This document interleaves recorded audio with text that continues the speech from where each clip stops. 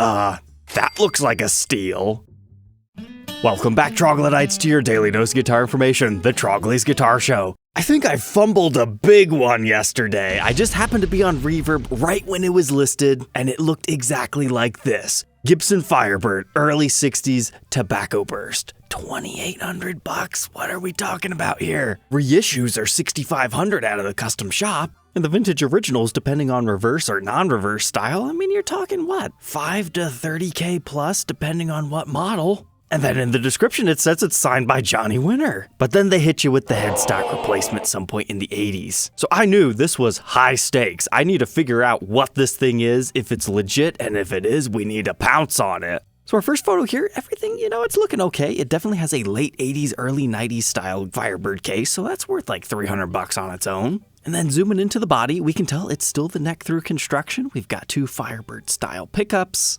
We have a bound rosewood fretboard that at some point in time had been refretted, and it's got dot inlays. That's very important because now we know it's a Firebird 3. It's not the really expensive Firebird 5 or Firebird 7. So in terms of Firebird, think of it kind of like a Les Paul Special, whereas the 5 is the standard and the 7 is the custom. As far as your trim level goes, it's really just an inlay difference. Because construction, they're still the same. They've got the two mahogany wings joining onto your multi-piece body. This version does come stock with a wrap tailpiece, and many of them did have this vibrola unit on it. Now, unfortunately, it looks like we're missing the arm in this photo, and this is chrome and that's nickel. Our pickguard is definitely shrunk and warping a bit, it's cracked in a few areas. But there we go, an alleged Johnny Winter signature. He's like the Firebird guy in my opinion. But we can verify what his signature looks like by looking at his signature guitar, because he actually signed the first run. Looks like he liked to have the big swoopity whoops at the beginning. And we can see the big swoopity whoops over here, and you gotta remember, this was probably signed in the 80s versus the late 2000s, so his signature might have changed. That could indeed be legit, which would help us know that this one's a little bit later. But now it's time to tackle that headstock replacement. That is really scary for multiple reasons. How do we know this is actually even a Gibson? It could be any import model that was just aged to look old. And once again, we are on the clock. We gotta move fast, because if it is real, it's gonna sell quick. This is what a Firebird 3 headstock normally looks like. We've got a truss rod cover, then we have this raised portion before we get to the bare wooden color. I've always loved the look of these Firebird headstocks.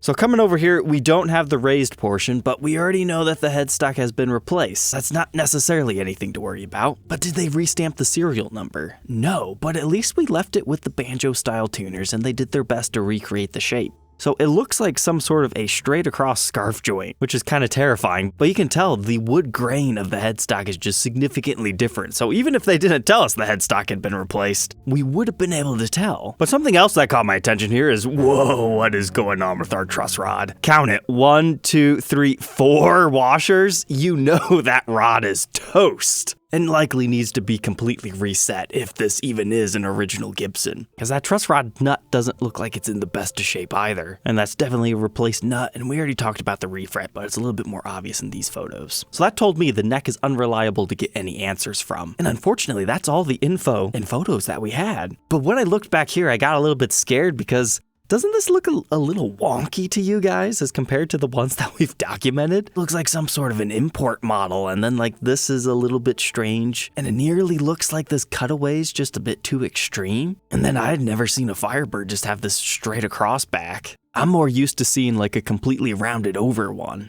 And then obviously we have like some sort of weird finish stuff going on too.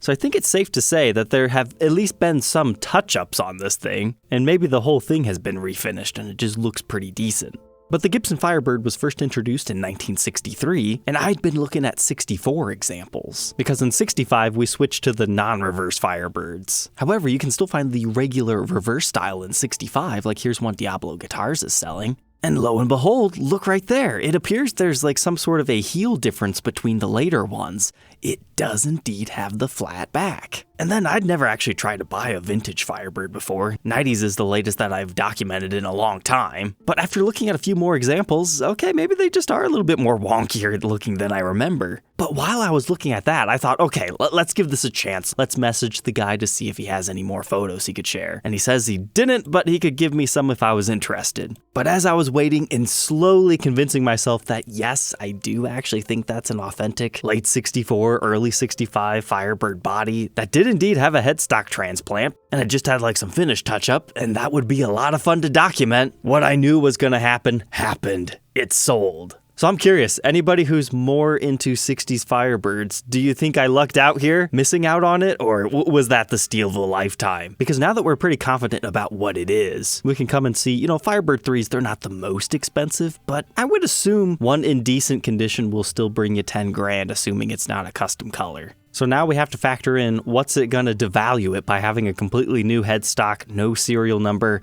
and a truss rod that likely needs some help. I would assume that's at least a 60 to 70% devaluation, but you also have to remember, these are out of reach for most people, so the fact that there is a player's grade one that somebody could enjoy, it might not actually go down that bad if you had somebody restore the headstock to look better and get it all up to 100% functioning condition. I bet this could still be worth like $5,000 to the right guy. And he did eventually get back to me on those photos, kindly, even after it had already sold. He probably just didn't realize it yet, but this is all I got, which was not exactly what I was looking for. I was hoping to see the pots and like the colorings on the inside to see if it actually still dated to 64, 65, make sure those are the original pickups. I'm not sure how much original 60s Firebird pups are worth, so even with everything considered, under 3 grand, that was a great buy. And totally would have made a fun series, but I waited too long. But if you're unsure, usually it's best to take a step back, take the time to look, that way you don't get yourself into a snake pit situation. So I can look back now in hindsight and be like, oh man, why didn't you just buy it right away? But I was unsure at that time. But if you're ever unsure about a 70s or 80s to modern day Gibson and you need some assistance, I do offer those services on my website, troglysguitarshow.com.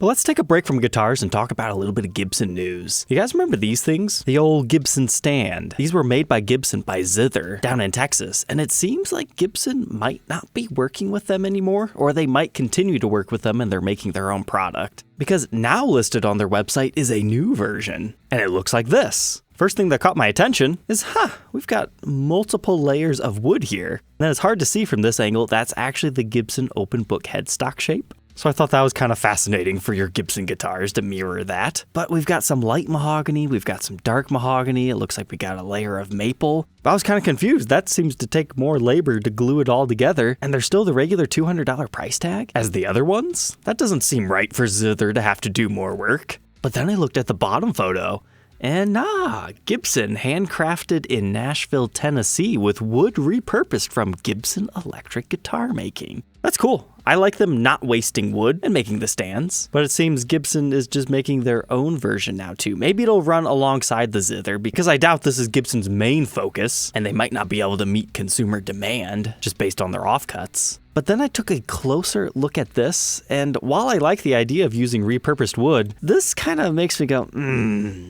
So instead of being one nice piece, we've got 1, 2, 3 glued together. And I understand a glued joint is supposed to be stronger than the solid wood, but I don't know about hanging my guitar from that. Maybe that's just a weird photo fear of mine. I wouldn't mind checking one out. But they say each stand is one of a kind with unique grain and patterns. It might end up being that it's not always a maple stripe right there. And they even advertise these as safe for nitro finishes, so they use the string swing hangers. And in my opinion, no. They still leave impressions when you have a very newer guitar, so I would still say be careful hanging these long term. Many companies say their products are nitro safe, and these are the stands I currently use, and a viewer of the show made me 2 custom Trogly ones, which was very nice. I love those things. But I don't think I would leave my guitars hanging from them for an extended period of time to be safe. But now a couple more unique guitars. This one's over in Japan for about 700,000 yen. It's one of those cool 54 reissue Les Paul customs, except for it has an additional twist.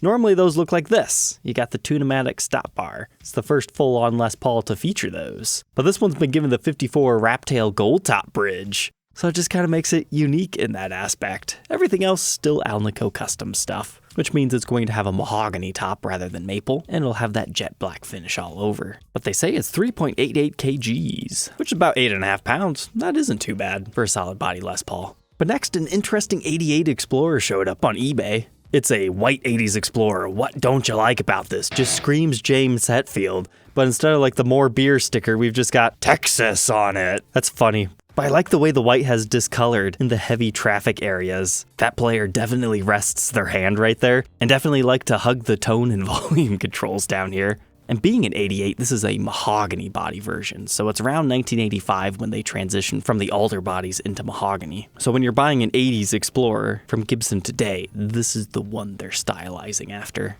The listing calls it an 88, but no, it's an 87.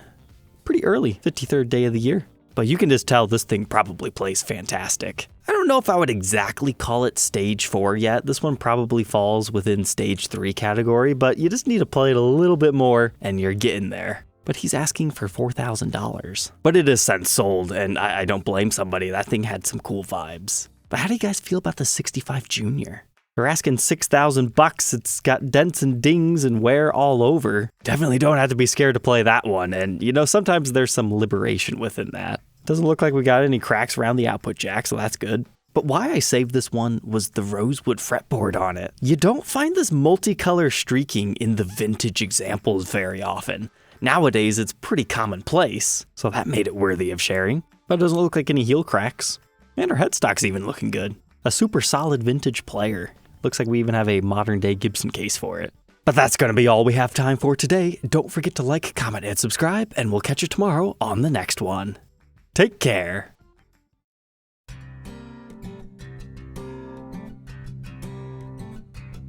If you enjoyed tonight's episode, consider subscribing. I post videos like this every day. And you might even enjoy this next one.